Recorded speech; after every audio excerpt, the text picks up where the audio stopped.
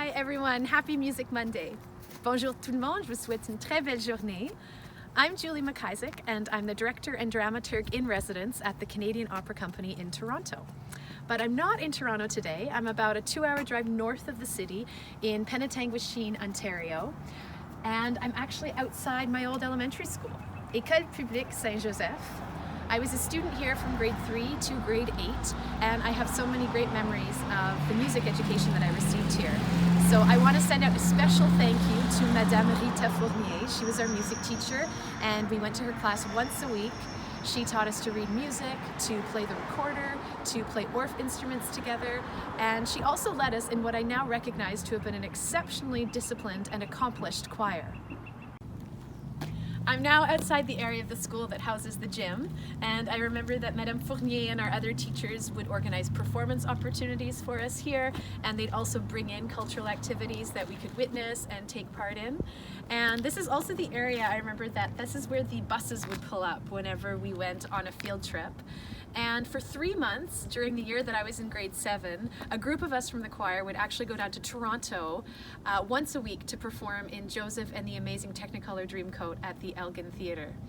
And for a group of kids from a small town to have that opportunity to perform on stage with professionals was really incredible. And I thank Madame Fournier for her vision, for training us up to be capable of something like that and really believing in our ability as young musicians.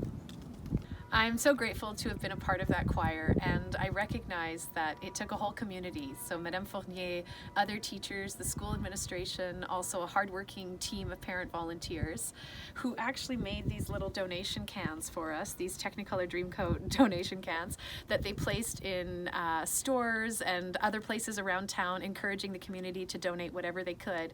And that's what made it possible for us, for a group of kids from a small town, to be able to go down to Toronto, to have the bus transportation down and then back again, and for there to be accommodation for us down in the city so we could really take part in that opportunity that really formed us in such an important way as young musicians. And it's actually an experience that I share with my friend and colleague Ian Cusson, who is currently composer in residence at the Canadian Opera Company. So being in that choir together in Joseph is one of the musical experiences, one of the many musical experiences that connects Ian and I. And I will share a little bit more with you about that in a few moments. I've taken a little side trip to La Fontaine, which is a small community not too far outside of Penetanguishene. And it's here that Ian and I recently discovered that we're connected through generations of music makers. It's here that his grandmother Audrey Desroches and my grandfather Gilbert Gilly Rabitaille played in a band together.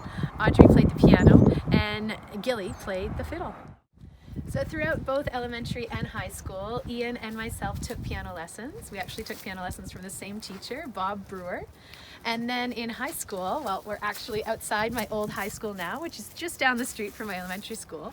So we're at École Secondaire Le Caron. And here I was able to take up the oboe, which was my band instrument in high school. And the band was led by Monsieur Neil Lefebvre, who was our music teacher, band leader.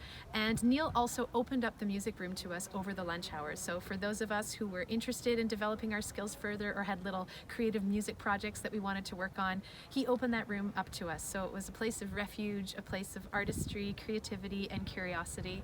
And I know that I'm not the only student here who was grateful to have that space.